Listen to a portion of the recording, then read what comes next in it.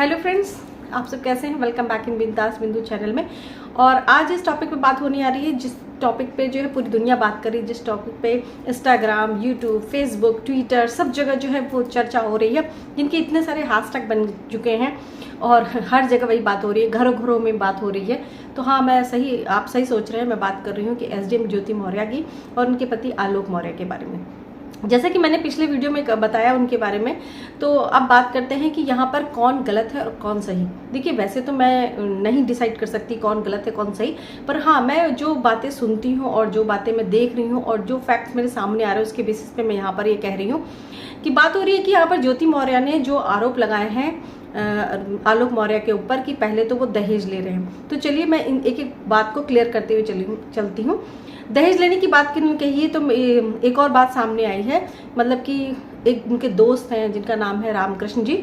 रामकृष्ण जी ने साफ साफ जो है वो अपनी वीडियोस में कहा है और बयान भी दिया हुआ है कि जो आलोक मौर्य है उनके पिताजी प्रिंसिपल थे और रिटायरमेंट होने के बाद उन्होंने 40 से 50 लाख जो पैसा पाया था वो उन्होंने पैसा जो है वो जमीन खरीदी है प्रयागराज में, और प्रयागराज में जो जमीन खरीदी वो ज्योति मौर्य के नाम से खरीदी है।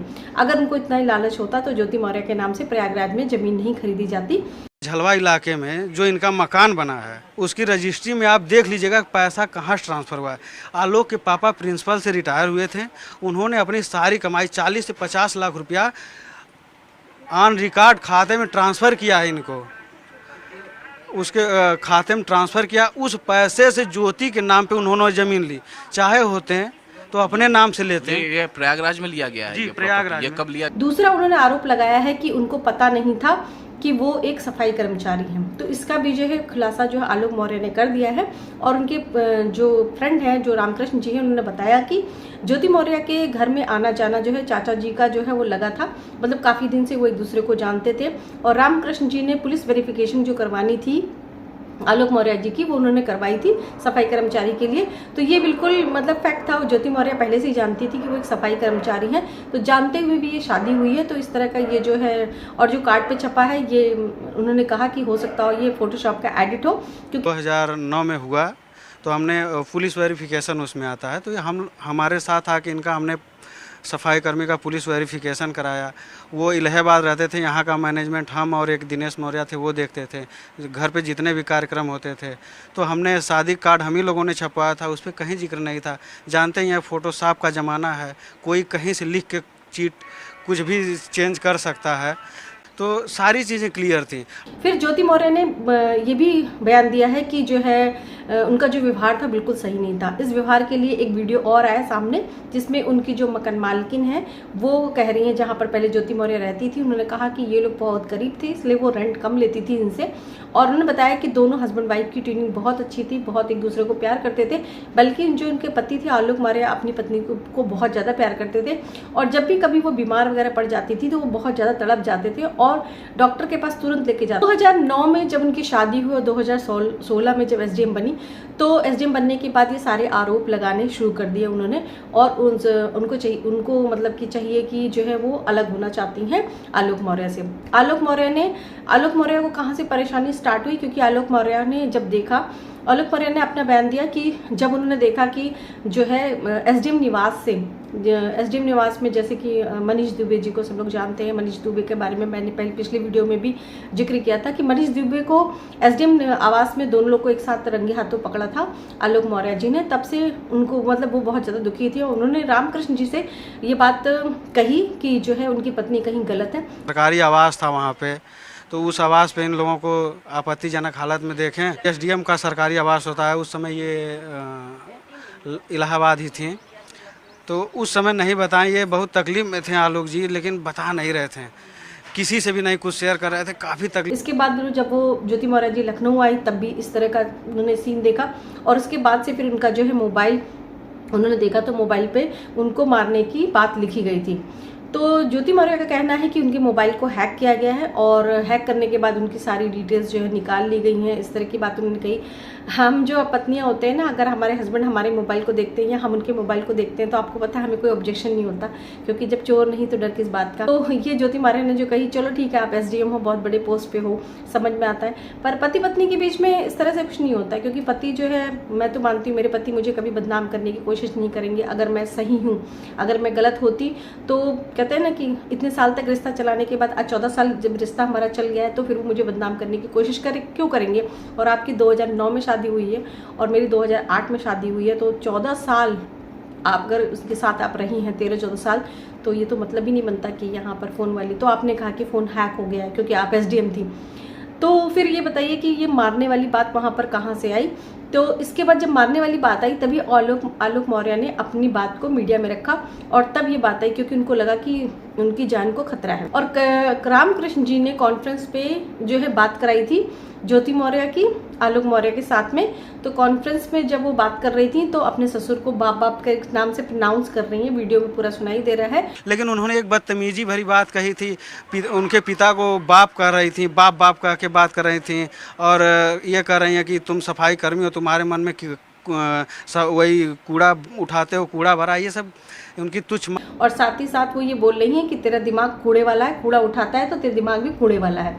अपने पति को इस तरह से कर रही हैं, मतलब कि जब लड़ाई भी हो जाती है तो इस तरह से प्रोनाउंस करना किसी की पोस्ट को लेकर। और आप कह रही हैं कि आपके पोस्ट को लेकर के टॉर्चर किया जा रहा था, तो आप तो ऊंची पोस्ट पे थी, आपको टॉर्चर कैसे किया जा सकता है। वो एक कूड़े वाला था आपके अकॉर्डिंग, तो आप उसे टॉर्चर कर सकते थे। वो एक स्वीपर था तो आप उसे टॉर्चर कर सकते थे। एक सफाई कर्मचारी को आप टॉर्चर कर सकते हो, एक SDM को किस बात के लिए टॉर्चर किया जाएगा।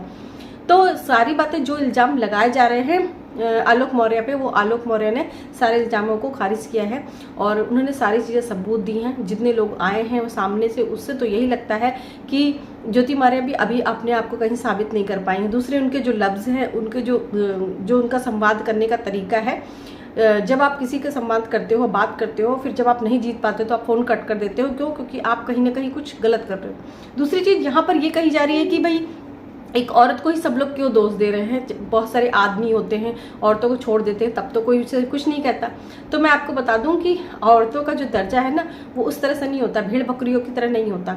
औरतें जो होती हैं हमेशा शुरू से ही महान रहती हैं, पर कहते हैं ना कि जब कोई एक बहुत महान चीज़ होती है ना, उसमें कुछ भी गलत होता है, तब वो चीज़ सामने आती है। और यहाँ पर ये बात नहीं आ रही है कि एक औरत ने आदमी को छोड़ा, यहाँ पर बात हो रही है कि एक आदमी जो आपको सपोर्ट करता है, आपके सपने को पूरा करता है, और पूरा करने के बाद आप उस पति को छोड़ते हो 2016 में, यानी आपको इतना टाइम लग गया उसको समझने में, उसकी बातों को समझने में। SDM बनने से पहले छोड़ देते।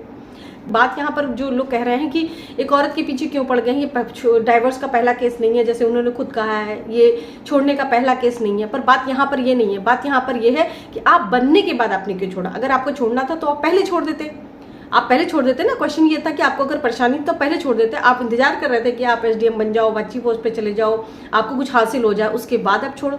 तो क्वेश्चन ये है, आपके इस चीज़ का जो है वो जो असर हो रहा है वो पूरी समाज पे हो रहा है, क्योंकि समाज में आदमी कह रहे हैं कि हम औरतों को अब पढ़ाएंगे नहीं, अपनी बीवियों को नहीं पढ़ाएंगे, क्योंकि पढ़ाएंगे तो वो छोड़ के चली जाएंगी या उनका दिमाग घूम जाएगा।